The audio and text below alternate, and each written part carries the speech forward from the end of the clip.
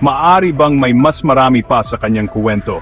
Ang tanong na ito, na isinilang mula sa pagmamahal at pagdududa, ay nagsimulang kumalat sa kanyang mga taga-suporta at sa internet, na lumilikha ng ulap ng misteryo sa paligid ng kanyang pagpanaw.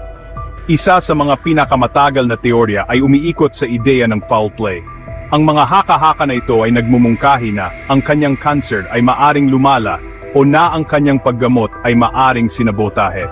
Ang mga taga-suporta ng teoryang ito ay tumutukoy sa kanyang maraming kaaway. Tinatanong nila, sino ang pinakamakinabang sa kanyang pananahimik?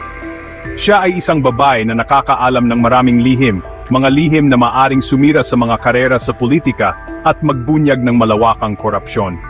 Posible bang may gustong tiyakin na ang mga lihim na iyon ay ililibing kasama niya magpakailanman?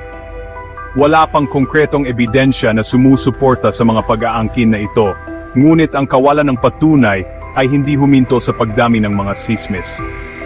Ang isa pang hanay ng mga tanong ay nakatuon sa timing ng kanyang pagkamatay. Pumanaw siya ilang buwan lamang matapos ang isang napakainit na eleksyon ng pagkapangulo noong 2016. Ito ay mga teorya lamang, siyempre na isinilang mula sa isang malalim na pakiramdam ng pagkawala.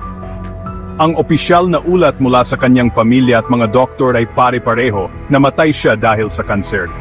At para sa kanila, ang kanyang pagkamatay ay laging napapalibutan ng mga hindi nasagot na tanong at isang pakiramdam ng paano kung. Bakit pa rin natin pinag-usapan si Miriam Defensor Santiago ngayon? Bakit pa rin napakalakas ng kanyang pangalan? Ang sagot ay nasa kanyang kakaiba at hindi malilimutang epekto sa Pilipinas. Una sa lahat, siya ang pamantayan para sa kahusayan sa intelektual sa serbisyo publiko. Ang kanyang edukasyon ay walang katulad. Ipinakita niya na ang politiko ay maaring maging napakatalino,